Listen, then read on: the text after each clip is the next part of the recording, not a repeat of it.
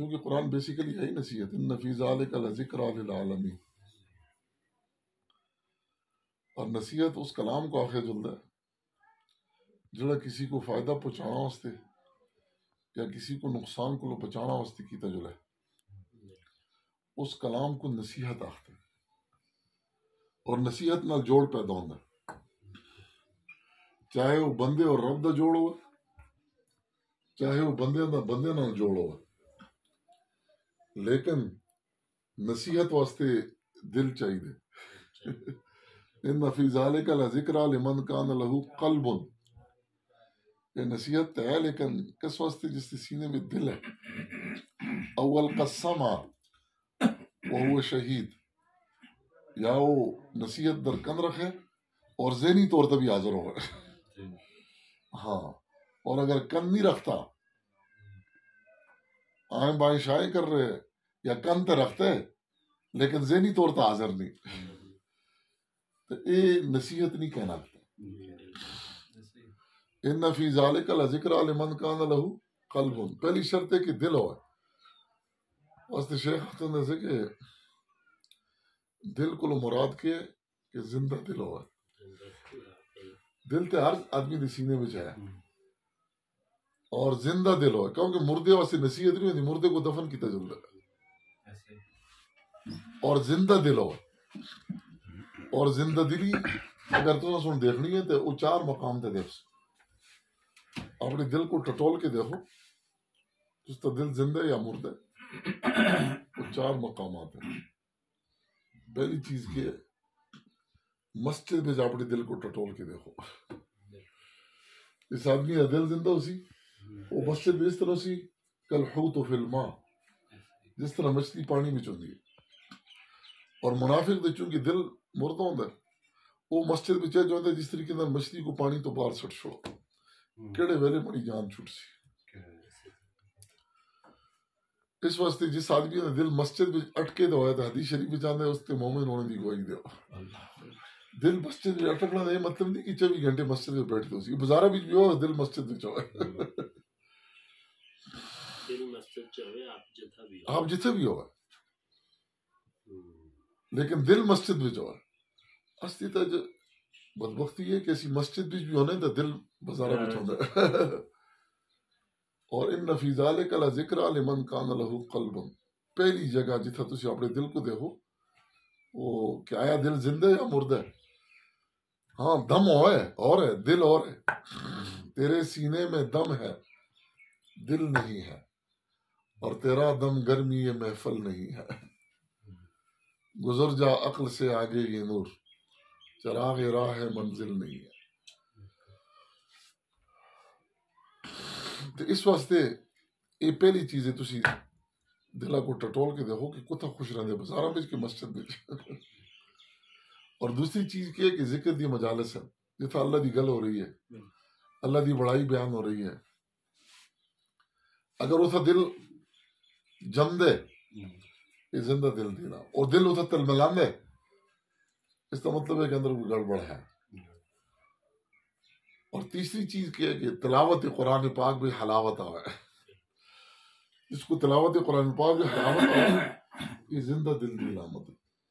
اور چوتھی کی علامت ہے جس کو دنیا اور آخرت دونوں بعض اوقات پیرالل آ جلدے ہیں، اصل مقابلہ دین اور دنیا بچ نہیں، اصل مقابلہ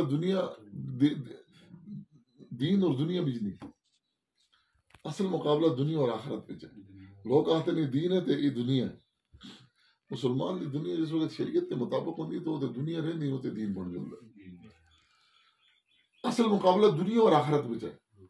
اور کدے کدے اس طرح بھی ہوتا ہے کہ حلال دنیا وہ بھی دین ہے اور آخرت وہ بھی ہے، لیکن آخرت کی نفع زیادہ دنیا دے نفع قلیل ہے۔ تو پھر عقل کا تقاضا یہ ہوتا ہے، زندہ دلی کا تقاضا یہ ہوتا ہے کہ قلیل ہوتا کثیر کو ترجیح دے، فانی ہوتا باقی کو ترجیح دے۔ بل تؤثرون الحیات الدنیا والآخرۃ خیر وابقی، تو جڑا قلیل کو ترجیح چاہتا ہے دنیا کے نفع کو ترجیح دے کہ آخرت کے نفع کو ٹھکرا چھوڑے، ایک تو اس سے بیوقوف ہونے کی علامت ہے، ایک مردہ دلی کی علامت ہے۔ اس واسطے عقل مند کون ہے؟ اس واسطے روایات بھی چاہتے ہیں، علماء بھی آتے ہیں کہ ایک آدمی وصیت کر کے مر جڑے کہ مڑے مرنا کو پیچھا مڑا مال عقل مندہ میں تقسیم کر سو، اور تیسرے ایسے میں وصیت پوری کرنی واجب ہے۔ اور عقل مند واسطے کرائٹیریا کے اس واسطے کرائٹیریا ہے کہ جڑا دنیا میں لگ کے آخرت کو نہیں پولدا وہ عقل مند ہے، اور جڑا دنیا میں رکھ کے آخرت کو پول گئے بے وقوف ہے۔ ایک مجذوبہ سے بہلول اور زمانہ آسا ہارون رشید دا، ہارون رشید دا اس کی کافی گپ شپ آس، اور یہ بلا ٹوک سیدھا اندر اندر دربار میں چلے، اس کو کوئی روکے نہ، آسا مجذوب جا آدمی۔ ایک دفعہ ہارون رشید کو ایک مذاق سوجیا، اس کو ایک لاٹھی ایسی اس نے بہلول کو دی تھی کہ بہلول اس دنیا میں تر کو زیادہ کوئی بے وقوف ہوا تو اس کو چاہ دیں، کیونکہ اس کے اندر عقل مندی کا کرائٹیریا ہے کہ آخرت کو برباد کر کے دنیا آباد کرے تو آتن بڑا عقل مند ہے۔ اور آسمان والے کے نزدیک سب کو بے وقوف ہوئے کہ جو آخرت برباد کر کے دنیا آباد کرنا ہے۔ وہ لاٹھی بہلول کو چاہیے تھی، بہلول کو لاٹھی پہ ہی دیا سی۔ کافی عرصہ گزر گیا تھا، اس کو ایک دن کسی نے آیا کہ خلیفہ ہارون رشید جو ہے سخت بیمار ہے اور مرض الوفات میں چل، سنا جو خبر کہنا ایچی گئے تھے، اس کو روک ٹوک تے آسی نا، سیدھا گیا اندر، اس کو اندر جو کہ اس کو بیٹھے تھے، مجھے اس کو آیا کہ بادشاہ سلامت دس نہ کیا حال ہے؟ کہا جی بڑے لمبے سفر تھے جلد رہے بہلول، اور دعا کری کہ یہ سفر آسان ہو جائے۔ بہلول اٹھنے اچھا تو واپس کدوں آسو؟ اس نے میں تو نہ سکے، تو بے وقوف آدمی ہے، سفر تے چڑھے گئے ہوتے واپس نہیں آیا۔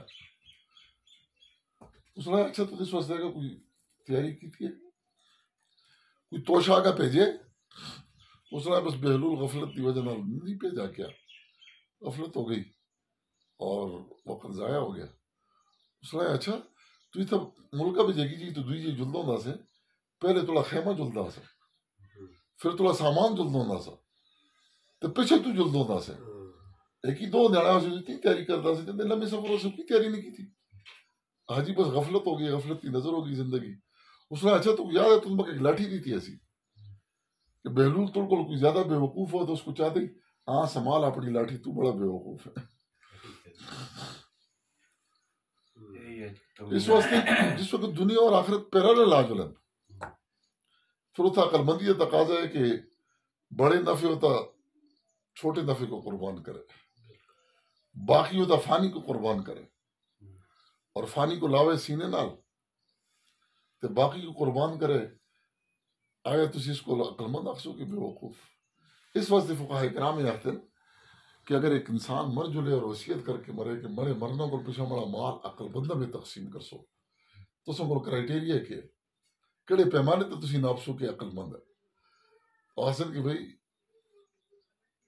ایک جو حلائے دنیا تے اوقلائے آخرت ہو دے، اور ایک جو حلائے آخرت اور اوقلائے دنیا ہو دے۔ اس واسطے تسی یہ دیکھ سو کہ جڑا اس دنیا میں لگ کے آخرت کو قربان نہیں کرتا، نمازہ ٹائم ہے تو دکانوں میں لگے دے، بڑا بے وقوف ہے۔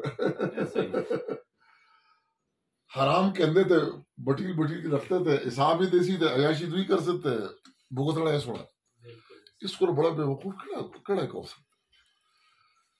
قرآن نصیحت ہے، اور یہ نصیحت 5 طرح نصیحت کر دے قرآن۔ کردہ کس کو لمن کان لہو قلب، جس سینے میں دل ہے، اور دل کو مراد زندہ دل ہے، اور زندہ دل کو ناپڑا واسطے 4 لیبارٹری ہیں۔ اتنا ذرا دیکھ چھوڑو کہ دل زندہ ہے کہ مردہ ہے۔ اور اس کو پیچھے جڑی پہلی نصیحت قرآن کر دے وہ تذکیر بالعقائد ہے، جو سب کو پہلے اپنا عقیدہ ٹھیک کرو۔ تو اس نے پیدا کس کیتا ہے، اس کا خالق کون ہے، اس کا مالک کون ہے، اور انسان دی حیثیت اس دنیا میں کے اتنے حیثیت اب عقائد اندر قرآن پاک بحث کر رہے ہیں۔ اس کو حضرت شاہ ولی اللہ رحمۃ اللہ علیہ آتے ہیں کہ یہ تذکیر بالعقائد، اور انسان کو اپنی صحیح پوزیشن کا پتہ چل جائے، اور جس کو یہ تعلیم نہیں ہوتی، یا تو وہ دنیا میں اپنے آپ کو حیوانہ کو بدتر سمجھ دے، اور یا خدائی دی دعوے کر چھوڑ دے۔